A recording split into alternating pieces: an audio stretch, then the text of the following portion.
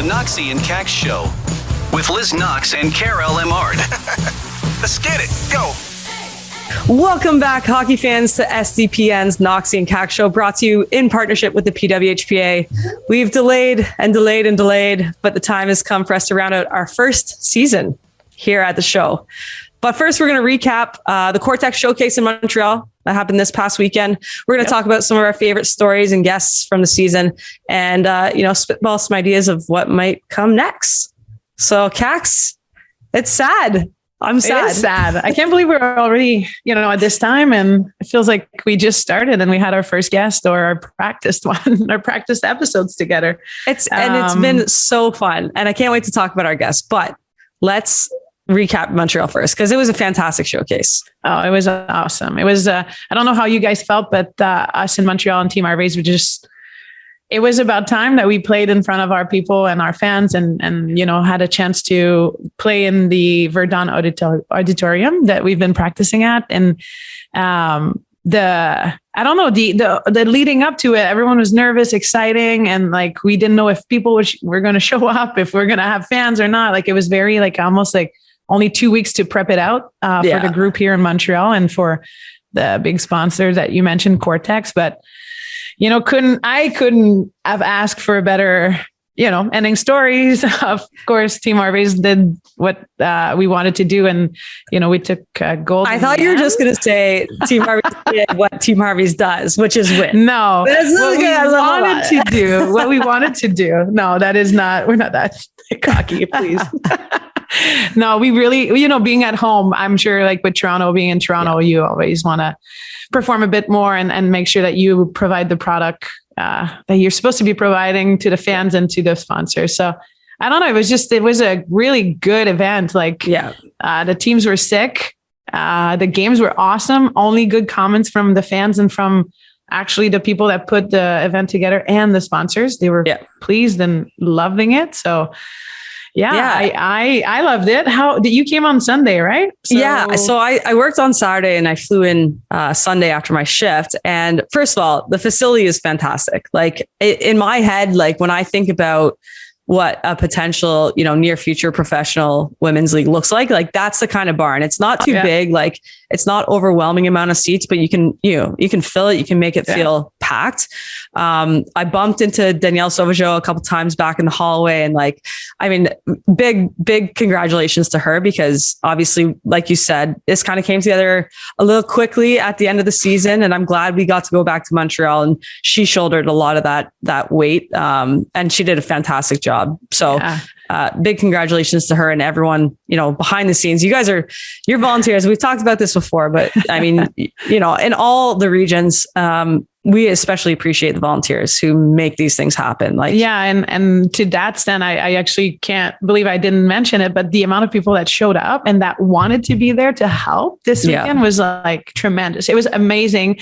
And it brought me back to 3-4 years ago, Les Canadiens, let's go. They're working the door or doing all the ops. I did see Le Canadian flag hanging in the doorway of the Montreal dressing room. So I know that there's a great history there, and you guys pay homage to where you came from. And that's part of where we're going to, is just knowing where we come from. The center would never be a thing, or Danielle would. I think that's why she put it there too. The center of 2102 is just representation of everyone that came before us and that played in that, what used to be the MWHL and then the CWHL, and the Ouellette, the Breton, and all those girls. Yeah. That's why we're still here and playing. So absolutely, cool, and why we keep striving forward. So definitely thank you to everyone who made that happen. Like we said, Team Harvey's taking home the gold. Do you guys get free burgers for a year now, or what's the deal? I don't know yet. I don't know if we're gonna get those, but I know that the first 250 fans did get the free burgers. What? Did get those passes and everything. So we'll see. Maybe Team Harvey's, Harvey's Canada will hook us up, or Harvey's Quebec or something. Have it your way. It was awesome. It was good to pop the bottles there with Dagenham. Hopefully they saw it all, and we're part of the celebration on the ice with us. But and it's so fun. And of course, we have to shout out Team Scotiabank from Calgary, because they took home the Secret Cup. if you weren't following along all season, basically like each showcase, each game actually really is an opportunity for a team to accumulate points. There's a whole point scale that you can find, on our Twitter, on our website, PWHPA.com. But long story short, all that to say, Scotiabank had a solid performance from the first showcase in Truro. So, they were consistent. They beat us in the final. I get it. They did. What you're saying. I didn't want to open it's not too fresh anymore, but no. And it was a good game too on as far as like the consolation, like final and stuff, like Boston versus Scotia was a really good game too. So props to them. They came back, or they were leading, and then Boston came up. Boston has my heart. I love him. Hey? I think I should have played in Boston because they are just my kind of team. They work hard. They have fun. I was really rooting for them in that consolation game. We were too. I think everyone was like, they've put in such a dedicated year, and I know that they're training together, off ice together too, and just a cool culture to be a part of. So their practices was at like 6 a.m. Talk about commitment, right? They show up at the rink, 5:30, whatever. They get on the ice, however many players they have, get a quick practice and make sure that they're okay for the showcases. And it's tough because obviously they come from the US and sometimes people can't travel. So you never know like who's going to be on your team. So props to them for the entire season. Minnesota too. I think both teams did really well with everything that they had to deal with basically. Yeah. I was just going to say, speaking of, since we're going down the list of the teams here, Minnesota, obviously Team Adidas was at the showcase. Unfortunately losing the deciding match in the finals to Harvey's, but same thing. Like this is a group of players that like half the girls have never even played on the same team together. Toronto team Sonnet was not in the showcase. Each team was at 4 of 5 showcases. So this is the one Sonnet was always supposed to sit out, but Sonnet was fortunate enough to offer their players to fill out the Boston and Minnesota rosters. So it was cool. Like I got to be on Minnesota's bench. Unfortunately, their coach Matt came down with a bit of a virus, so he was out on Sunday. So I was on the bench with Laura Mack from Toronto, and it was like honestly great group of girls, like great attitudes. Same thing. You're making the most of the situation. We understand that this isn't ideal, but put a good effort out, right? Yeah, I think you couldn't say it any better. And then I would say like even in a personal experience, like when we played against Team USA or Team Canada, and we had a mixed match of those players coming in, like you get to know these girls, like Annie Penkowski's or like Pelkey or people coming from the US from everywhere, really Shavers. And it just, it allows you to get it from a different perspective and what they do on the daily to be ready and the commitment everyone has really in the PWHPA. It was a remarkable year actually, and the opportunities we all had to play in the showcases or to play against the national teams to get them prepped up for the Olympics. A really, really successful Secret Dream Gap tour for the 2021-2022. And it's honestly like, it's inspiring. It sounds so corny, but like every time I go to one of these showcases and I, meet somebody new from a different region, or I just hear about like the girls' livelihoods, their day to day, what they do. And like the fact that all players are still bought into this idea that like, we're climbing a slow uphill battle right now, but it's for the greater good is just like, it's something that every showcase I walk away feeling like, okay, like that kind of refuels me. You know what I mean? Like it tops you up. So you're like, okay, we're good. We're good for sure. And the other part is like through the doubts or the time and how long it takes. And we want it so much, but there's such a like underlying like trust and loyalty to like, we committed to this 3 years ago. Yeah. And what have we done? Let's say we quit now, or like, no, we don't want to. What would it be for? Yeah, exactly. I mean? Like, so that whole concept is beautiful to see. And you're right. You get fueled up after every showcase. You just like, okay, I'm not the only one believing in this. Like there's a group of 140 fully committed to this. And I don't know. It was a good season. It was a good vibe all around. We've learned from showcases. We know where we want to go and how we want to be. And, overall, I'm pumped for, what's next and where things are going to go. And our group is just as united as it was 3 years ago. Yeah, it feels good. That's the beauty of it. It really does. And speaking of like, areas of opportunity and where we can grow and go. And Jared Book is a writer in Montreal, and he did a little bit of an article, mostly interviewing our good friend of the show, Mel DeRoche and Sophie Betze.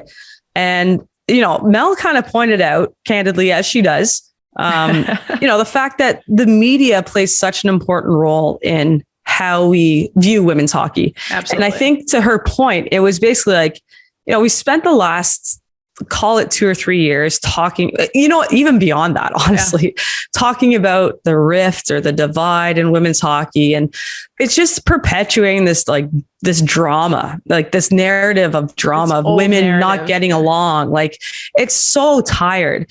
And to her point, like, we had a showcase this weekend, and the two most talked about things were, one, our Olympians coming back, which none of them played.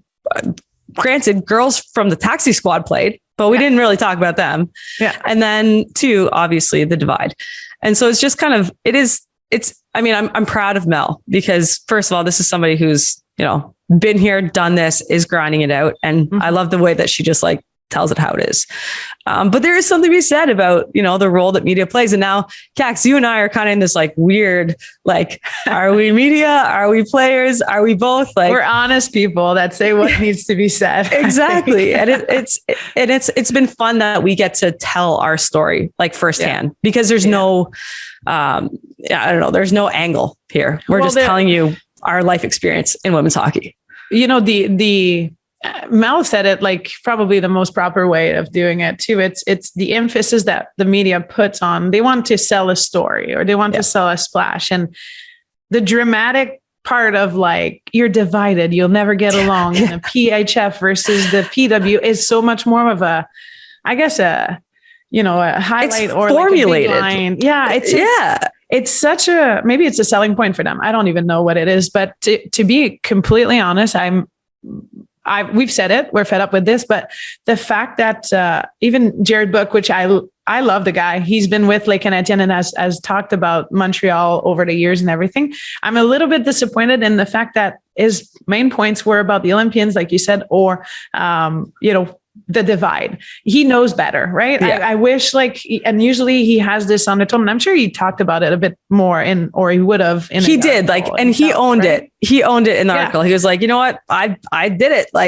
My bad, but it's everyone's following a little bit of what's going on. And everyone was like, okay, but what's coming? What's next? What's instead of focusing on what was happening in that weekend. Right. So again, you said it, we have O'Neill, Bourbonnais, Bach. We have Jesse Eldridge playing the taxi squad teams from Team Canada in-house.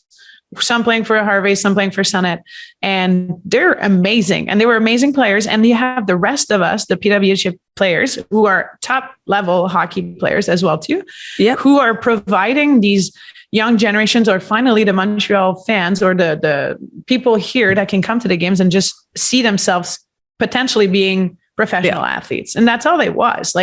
It's a visibility showcase. Come and, you can see it. You can dream of it. You can dream to be it. Exactly. And that's always been our stuff and our narrative and whatever from day one. I'm, at the point where I agree with Mel that we need media to push the envelope a little bit more into covering what's happening, the players that are currently playing too. And what truly are we looking to get? Not necessarily the fight or they know what we want. They know where we want to be. They know what we want to create, this opportunity, just like on our counterparts, the men's side, where they get to dream to become an NHL player. Yeah. Well, write a story, dig deeper. Yeah. Understand why we want to do that, or what we went through, or why we put our careers on the line. I'm a very end of my career and I'm looking back. That's what you think. Trust me. I've said that before. I'm, maybe my last 3 years of hockey were that. I wish media would dig a bit deeper and understand wow, Olympians and all these pro players decided not to play. You know how hard that is? And I think to your point too, like a lot of the conversation ends up focusing on the Olympians, right? Like we've said that over and over, but the Olympians are also very open to talking about their non-national team players, but they never get asked, it's like, true. Tell us about the girl on your line that works a 9-to-5 job that, comes and has to compete alongside you in the years in between the Olympics.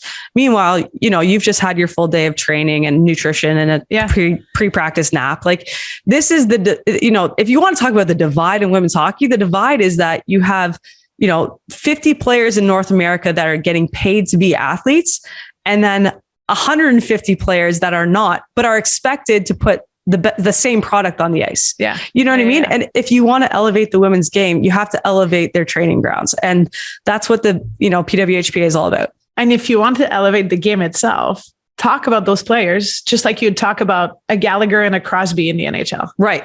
You don't just talk lots about of roles. David. You talk about Hyman. You talk about Draisaitl. You talk about other players. Anyone in the NHL has an ultimate credibility and status. Yeah. Well, media, do that for us on this side now. Help us. Because then it's like, and then we get away from the question like, oh, you play hockey, you're on the Olympic team. Yeah. No, like you get away from that because they understand that not everyone in the NHL makes Team Canada. Right. They understand that. They understand that Crosby is a different level, like Mary-Philip Poulin is a different level than any of us really. But yet, anyone that makes it professionally to the NHL. Consider yourself alongside those players, right? And like there's promotes them and talks about them and want to get to know them. So do the same on the women's side. That's my we went right in there. I loved it. We're getting heated here on the Knoxy Kax show. But it's good. This is all part of our vision, right? And speaking of, our tour, I want to ask you, Kax, what was your highlight memory moment showcase? You can take it as far as you want to go. Yeah. Well, I didn't go to Washington, but I know you're probably going to talk about the experience there and how great it was. But to me, Truro was awesome. It was the first one. It was good. It was we were excited to be there and everything, and we were treated really well. But, being at home here, having, Cortex coming and helping us the way they did and everything. And the showcase being for the first time in, I said it, but that rink where potentially the future of women's hockey in Montreal will be at with, Danielle Sauvageau and giving her that little bit of a, hey, thank you for everything you've done in the past 2-3 years.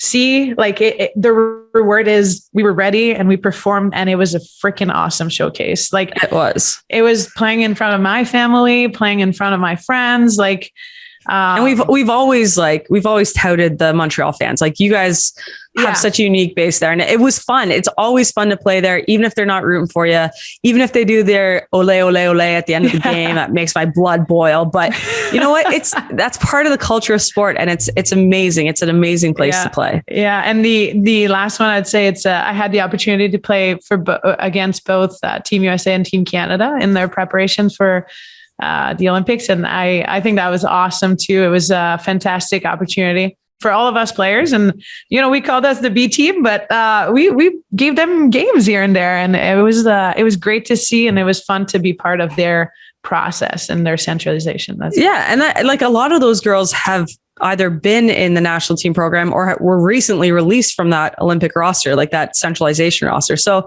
play with a little chip on your shoulder, and it's a pride thing. So I love that, we were able to put those teams on the ice to help them prepare for the Olympics. Not a small feat. Yeah. Not everyone can say that. And then, I think that those would be my highlights. What about you? What about yours?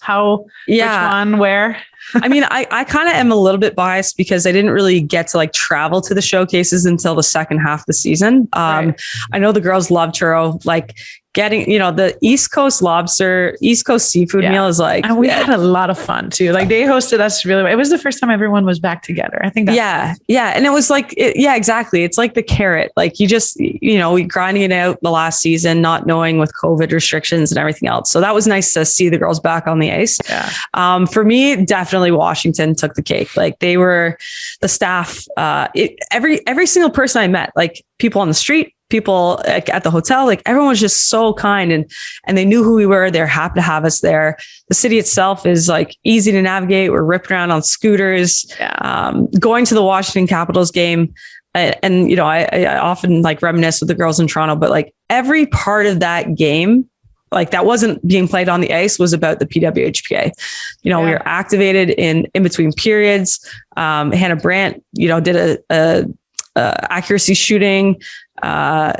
Laura Mack played a game called Spot the Cow. She basically she has a camera and there's a cow somewhere in the stands and like all the fans point at it and she has to find it with the camera. Like this is how we should be treated. And you guys were in a box, like everything like included. We were in a box and, you know, we had food and drink and I love that. It was just amazing. And I mean, I couldn't say enough. Washington is a hockey city and we felt it, right? I would definitely say honorable mention, the Toronto Showcase, you know, although it was at a tough time, I'd say provincially and nationally with COVID. You know, the effort was there and it was too bad because of restrictions had just tightened or were just about to tighten. You know, the fans were reluctant to get butts in seats, but they put on a great showcase. And it's always fun to be like behind the scenes at Scotiabank Arena. And then last, not to like, I mean, I could have said all of them. No, right? but I agree with you with the last one too. I don't know why I would completely go with it. Pittsburgh, to me, like the way that they put on our national team was something really special. That was something that was like really cool to see from afar. But Peterborough, I gotta hand it to the OHL, man. Hey, like the amount of fans there too, like the whole sold out. What they did, Shelby did, and their organization there, and you know, everything from like we were just joking around about the itinerary and how, you know, detailed it was and everything, like that's professionally done. You know, I completely agree with the piece. I think it was Casey Bellamy's, which she was like our second episode. Yeah. And we asked her like, what is missing from women's hockey? And her answer was care. Yeah. And I think that's the thing. Like it comes across in the small details. Yeah. When you show up to the rink and somebody grabs your bag and you walk into your locker room and you have name bars, your jerseys are hung, like that's care. That goes a long way. And that's something that, you know, we definitely haven't always had in women's hockey and we're still struggling to find at times. No, I agree. And in all of the really ones we just mentioned, the highlights and stuff, we had those details covered, right? We felt like they cared for us to be there. You know, at the end of the day, it's more so like, hey, we're so happy to have you here. Well, then we're going to play and crush it and everything and do our best. You know, it's a matter of, that care is so important and the little details go a long way. And I think that a lot of the showcases this year did do the details and did, you know, fulfill those kind of needs. And that's why it was so good. It was a great season. Like we kind of talked about at the beginning of the episode, but the point structure of the Secret Dream Gap Tour also allowed for every game to mean something. Yeah. Which is really cool. I was talking to some guys at work and they had, you know, I can't remember. I think we must have been in Washington and they were able to put the game on. And one of the guys was like, man, you guys are really like going after each other. Like, he's like, I just thought it was going to be like a lighthearted tournament, you know, like, no, man, like every game counts for something. And I think you get that like almost playoff hockey vibe, which is really, you know, a testament to the players, you know, commitment, their willingness to put in the work outside of obviously our practice times. And it just made for great hockey. I think at the end of the day, that was a big take home from the season. It's just good hockey on the ice. And the crazy part is like, regardless, like the points did help, but you put two teams in our level in the PW, you'll get to compete. You'll get the punches in the face. Scrum. Like, there's no doubt about it. We're so competitive. That's the beauty of our group too, and our association, how good it is. The games are fantastic. It was awesome. And like, we'll get to some of our highlights from the Knoxy Kax show season, but just because you said, you know, some punches, I wanted to talk, there's a few things that we want to talk about here. So first of all, Kax. Yes. Knoxy. You stayed off the penalty sheet. Zero penalties. 0 PIMs. 2 games over the weekend. And on top of it, which always happens, usually I get a penalty against Richard. and she was being a forward, and I didn't get a penalty against her.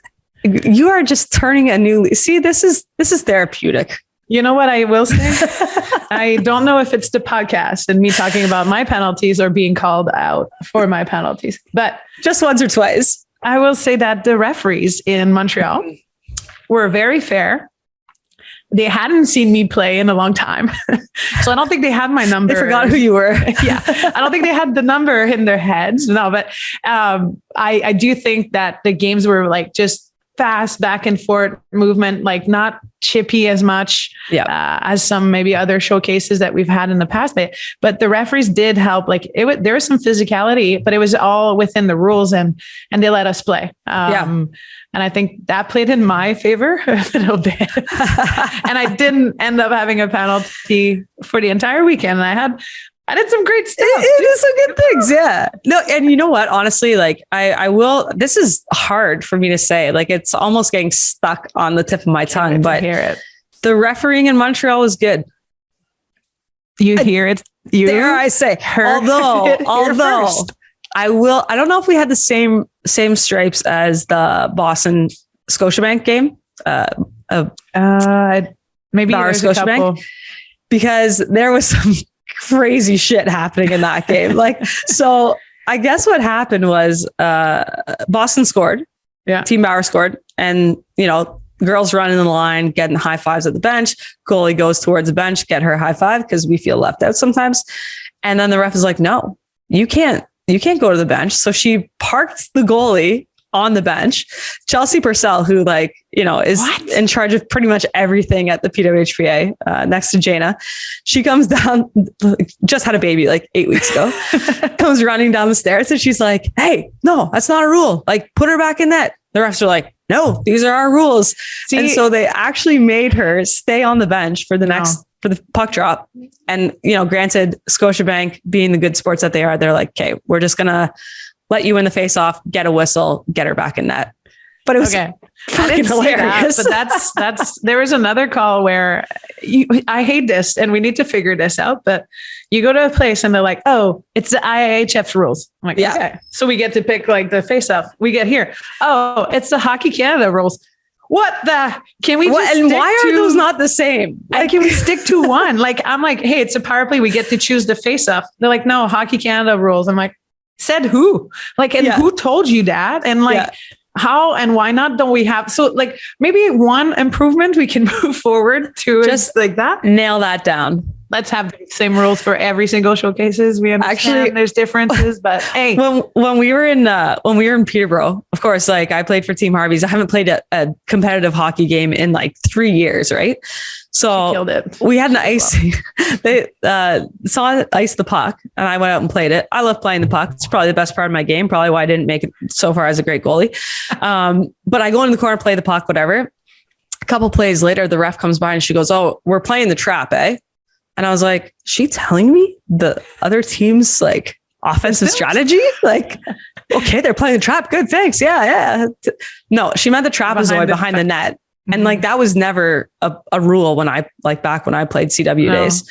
So I was like, it took me like 3 or 4 plays to be like, why did she tell me that? And I was like, oh, so I called her over. I was like, oh, you mean I can't play it outside the trapezoid? She's like, yeah. She's like, I gave you a freebie because I know that like you basically haven't been around in forever. It's like, whew.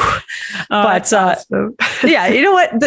And in fairness to like to our officials, we appreciate them. They've had as tough a time, if not more difficult than us with COVID. No, you're out of practice. Yeah. So.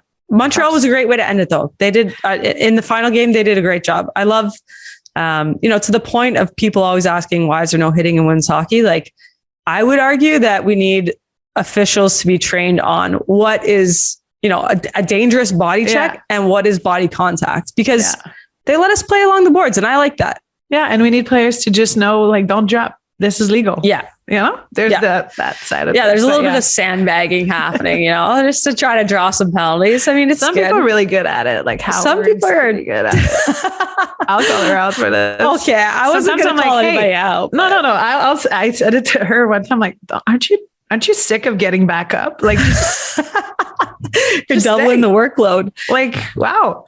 No, but yeah, there's some people that are really good at like drawing penalties. And you know what? It is part of the game at any level, but I would like to see them let us play a little more physical, you know.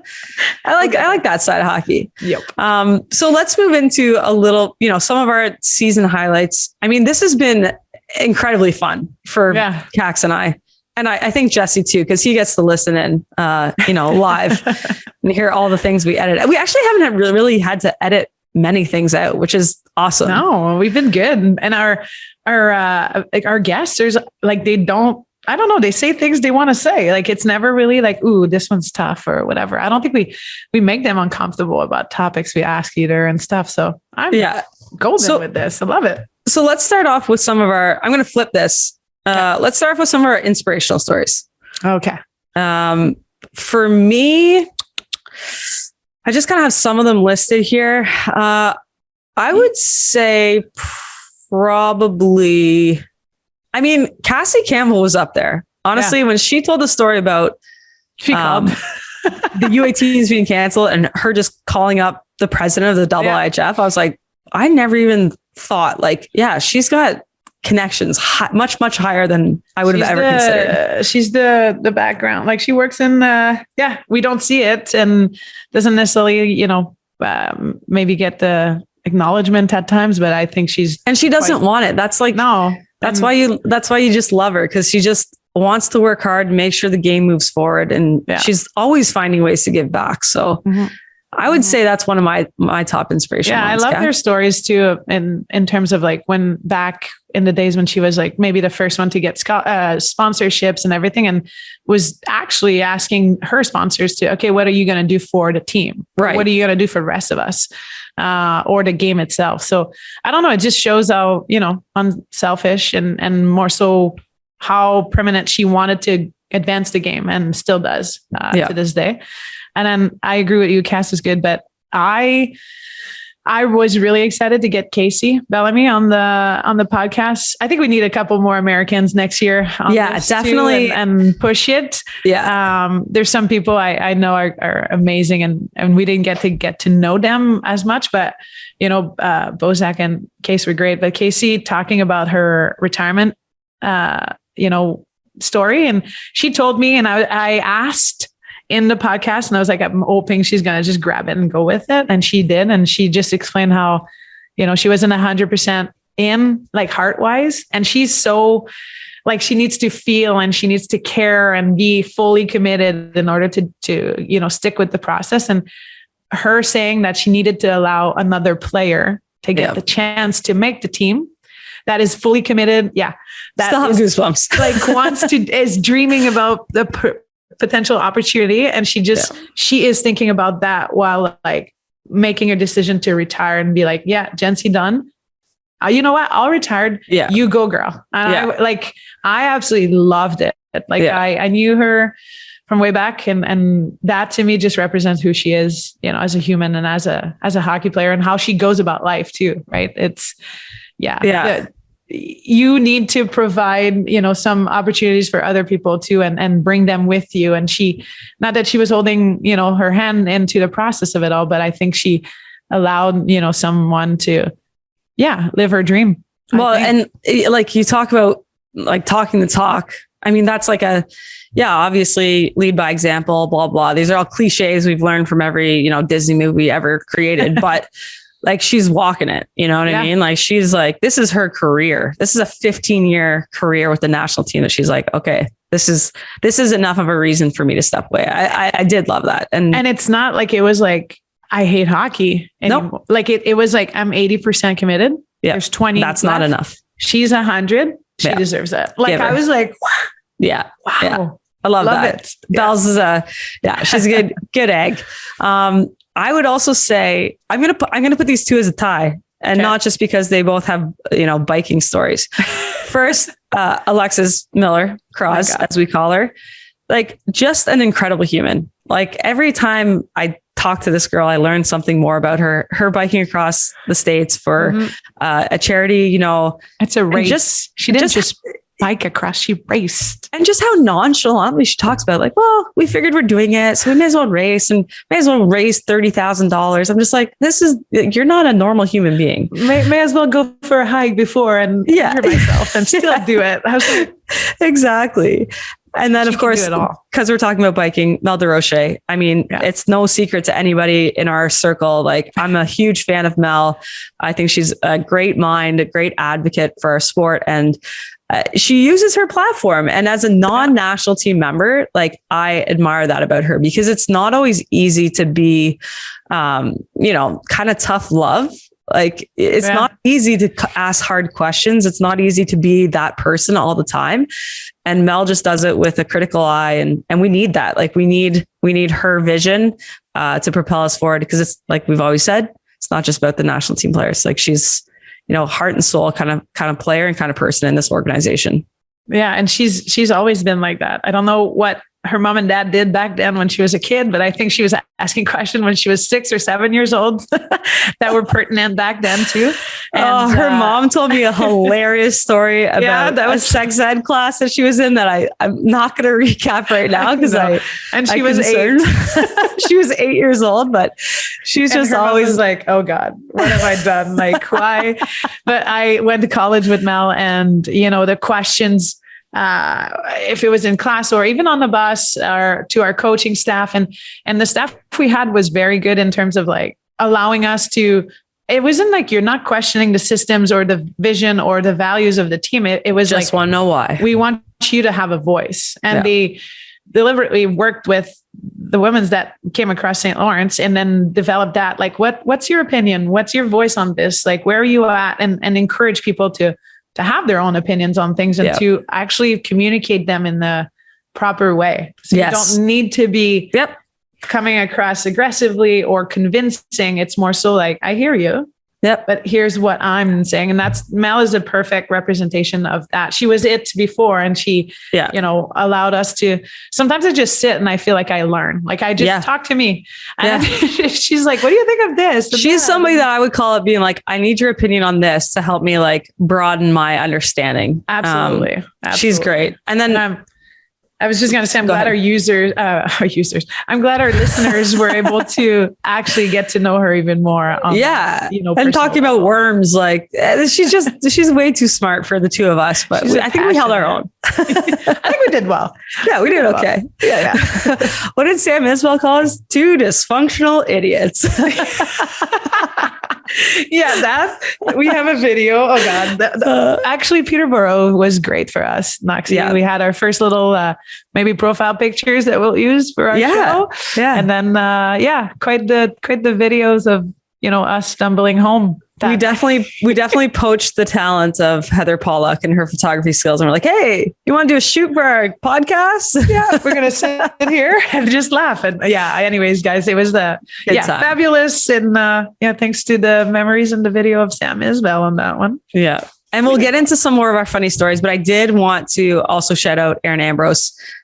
This is not new to it's not new being on our show, but a huge advocate for mental health. And I just love that, in this setting, you get to talk to people intimately about their feelings and what they've been through and the good, the bad. And I think that, hearing her talk candidly about it is refreshing, because it's just a conversation. And when you talk about mental health, sometimes that can be, a game changer. And she's open and honest about it, and definitely inspiring, us to continue the conversation, and hopefully our listeners to do the same. Yeah. And props to her. The first time she was here was in 2018, and going through it all by herself and everything, and also still be an advocate for, she was helping with Concordia University, and still is type of thing, but was helping the younger, girls playing hockey and working on their own mental, form. And she was just allowing them to think differently, although she was processing a lot of things herself. So it was seeing her in 2018 to her now too, just the growth that happened. And it's admirable. And I loved the conversation we had with her there on that topic. Yeah, she's fantastic. And like you said, Concordia, who just won the youth sport championship, national championship.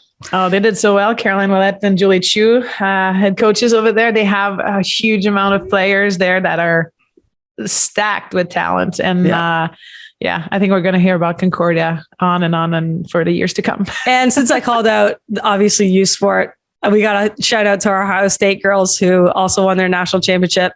All women staff too. All female staff. Lots of proud alumni around the PWHPA.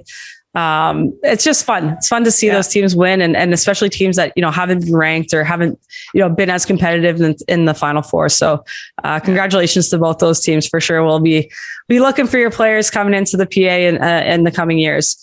So let's get to some of our funny stories. I'm going to let you go first on this one.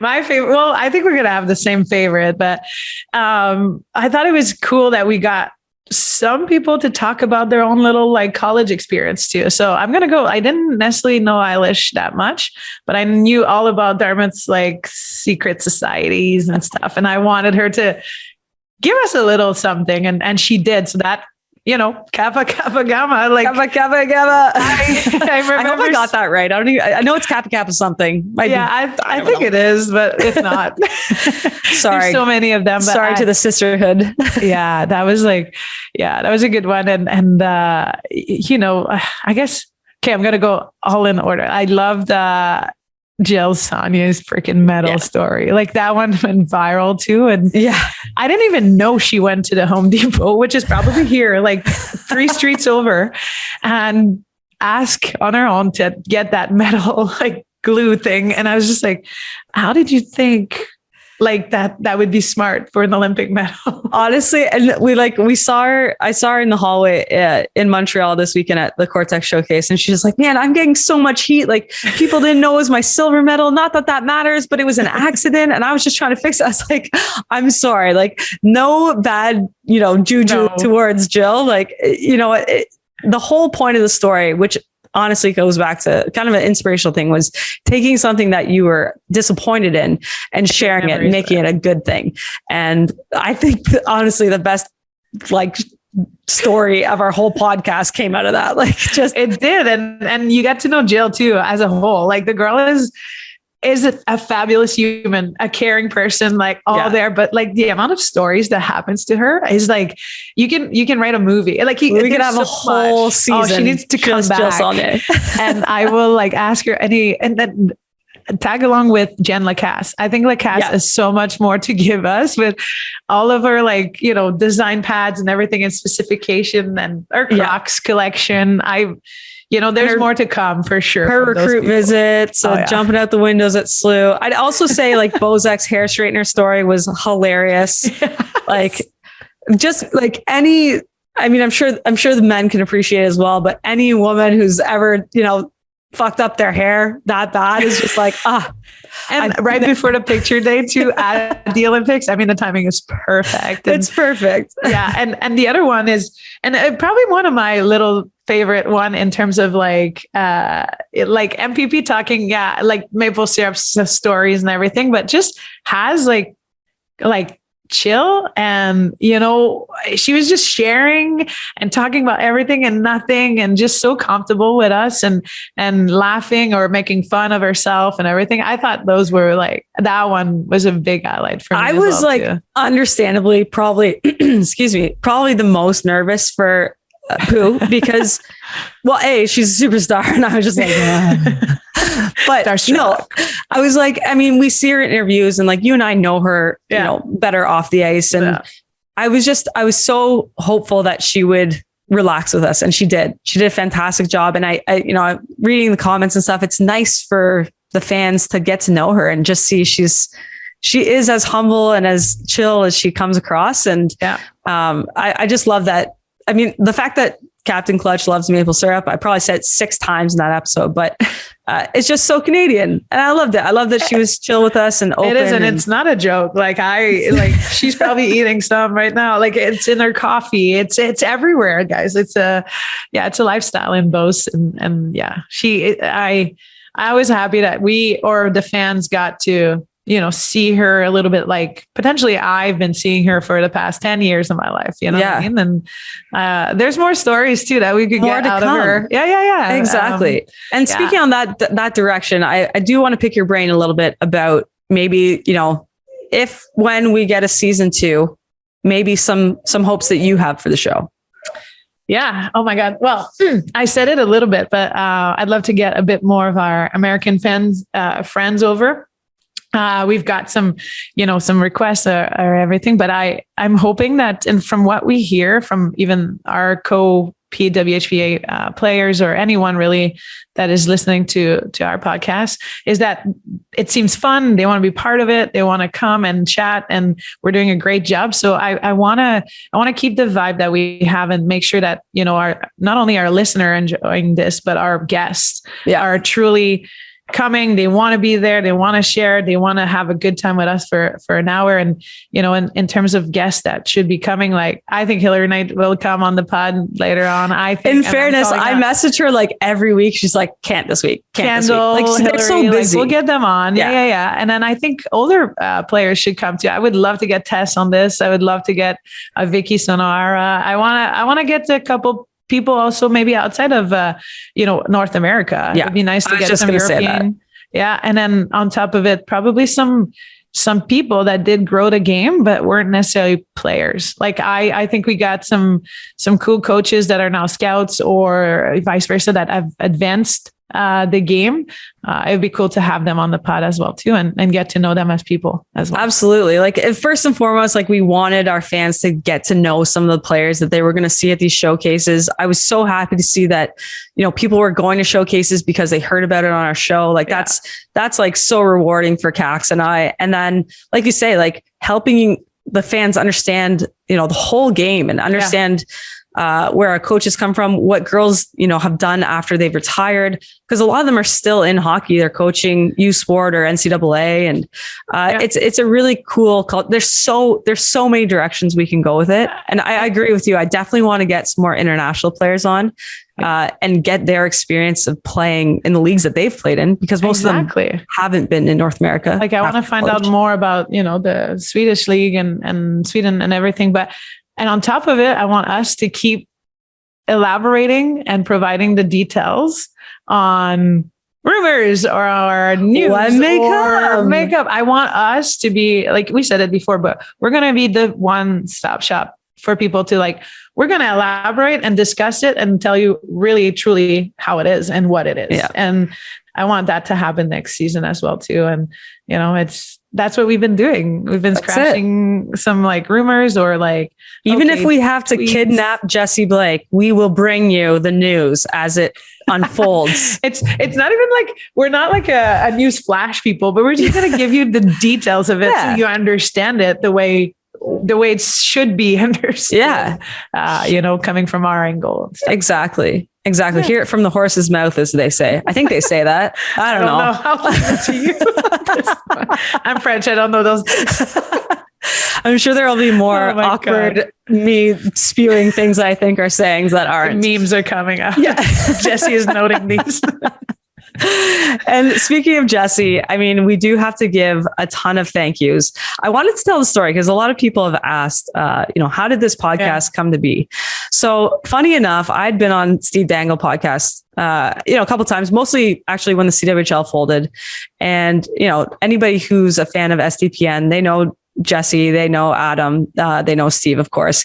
And, it was fun, like at a very serious time in women's hockey. I mean, I came on their show and we still ended like fun and lighthearted. And I was like, these guys are great. Like, I feel like I could just sit down and have a drink with them. And so we've kept in contact over the last few years, and Adam calls me out of the blue and is like, I want to do a women's hockey podcast. I was like, awesome. Love that for you. Go get them. Like, you want me to come on here and there? He's like, nope, I want you to be the host. I was like, Adam, I've never listened to a podcast. Flash news. Yeah. I don't know how to tell you this, but I'm probably the least qualified person to do this. And he's like, no, it's good. Like, it'll just be like get to know the players, take it wherever you want to go. I was like, okay, it sounds like fun. He's like, you have to pick a co-host. So I'm like, all right. Tough call. Tough call. I List mean, was it's long. a long list. 10 people said no before me. And I was like, well, like, what am I going for? Like, am I looking for somebody in the industry? Like, not in the industry. I don't know what I'm doing. So he was like, you know what? Pick somebody that like you could just sit down, have a beer with, shoot the shit, talk about hockey, talk about whatever you want to talk about. And I was like, bing, Kax. And he's like, all right. So funny enough, that was like the week before the rivalry series landed in Kingston. Yeah. And at these sorts of things, I mean, there's a beast that comes out of us. Like when we're around our old hockey teammates, like, you know, Dupes was there, Jana was there, Vicky was there. Or something. It's true. Like and like the part of your conscience that's like, you should stop now. That just dies. It's gone. So I sit down next to Kax at our first establishment after the game. And I was like, hey, I have a semi-serious conversation I need to have with you. She's like, okay. I was like, we'll do it sober though. Yeah, no problem. Night goes on. We have a few drinks, go to the next establishment. Kax, I have something I really want to talk to you about. She's like, yeah, I know. You already told me. Yeah, we'll talk. Like we'll get that going. We'll talk sober talk. You know, yeah.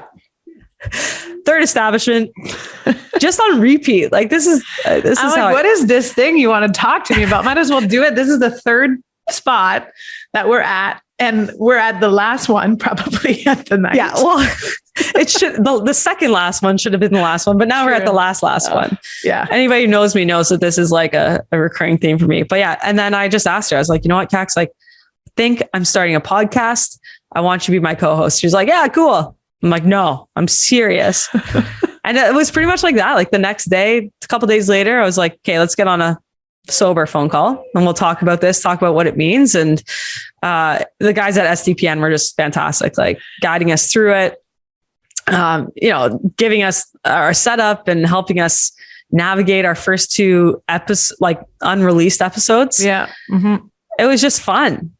It was awesome. It was great. And I honestly, when you said it, I'm like, oh yeah, cool. Like we'll have one or two apps and whatever. And then when we had the real conversation, because that last one was over a beer. Actually, he did ask me over a beer if I wanted to be part of this Knoxy show. So yeah, I was like, okay, this is serious. Like we're actually like, okay, we're going to do this. How is that? I was nervous. Like, I was like, I don't know if I can talk this much. Yeah. Clearly not an issue. No, but like, it was just more so like, okay, our guests going to find us like interesting. Our listeners going to, you know, actually listen to our podcast. Yeah. Does anybody care what we have to say? Like, are we that cool? I don't think so. I don't think so. But we have to bring on really cool guests to up our cool factor, yeah, which we did. Exactly. Which we did. And then we understood that, you know, that just the two of us are fun at times too. And people do enjoy those episodes. And I don't know, it's just been it's been a great journey so far. I'm looking forward for more for next year. And thank you to the SDPN guys and, you know, Steve, Jesse, Adam, Jamie, everyone really. Thanks to you, Knoxy, for and honestly, like like to the SDPN, you know, community. I mean, I love the fact that the boys were like, we want this to be a women's hockey podcast brought to you by women's hockey players. Like, I feel like it's tried to have a women's hockey podcast, but I mean, maybe a biased opinion here, but like, I like that we get to tell our own story. That's fun. It gives us power, it gives us, you know, direction and helps our vision. So yeah, huge thank you to them. Huge thank you to you, Kax, for agreeing, maybe drunkenly at first and then soberly after. You did it right. I was like, shoot, I can't go back on my words now. I did and say then, yes. Like beyond anything, like to the fans, I mean, I have been like borderline touched by how kind this community is. It's been so fun. You know, getting to hear people's stories, hear how our telling of our guest stories helps them or inspired them to, you know, reach out or go to a game or whatever, like, you know, help their kids get into hockey. I mean, it's been a fun experience. It's been amazing. And we are listening to you guys. We are getting the feedback and we want to, you know, make sure we get the guests that you want us to have as well too. And talk topics or subjects that you would want to touch on. So yeah, I didn't think we would, get as much love either or whatever. I'm like, if we get out there and 1, 2, 3 people listen, then we've done something right? Thanks, Mom and Dad. Helped. Yeah, exactly. We helped someone somewhere. But this has been beyond what I expected. So thank you for everyone for the first season. I don't know. Yeah. And that's season 1. I mean, if you've loved what you've been hearing the last 9 weeks, let us know. Like, subscribe, YouTube, rate, Spotify, Apple Podcasts. Like Kax said, we do actually read the comments. And I've been pleasantly surprised to read the comments, because the internet can be a mean place, but you guys are fantastic. And we've loved every second. Oh yeah. We've loved every second. I mean, I think that even being able to talk about the PWHPA and sharing the stories, like you said, and sharing our vision of where women's hockey should go in the future, has been amazing to have this platform and to share it with that many people. So yeah, I'm looking forward for next year and to do it even more. Thanks for spending the time with us. And you got to subscribe, because if we get a one-of episode here or there, we want you to be notified and in the know. Okay. So, I just want to reiterate this, what you just said. So what if we have a one-off episode in the near future? You don't want to miss it. You don't want to miss it. Subscribe. There might be some bonus episode in between. We'll see what happens. Who knows?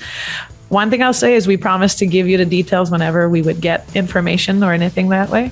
Yeah. We stand by that. Subscribe. Yeah. Subscribe to our show. On SDPN, the Knoxy Kax show, brought to you by the PWHPA. Thank you guys so much for spending your time with us. We hope to be back soon. Absolutely. Thanks, everyone.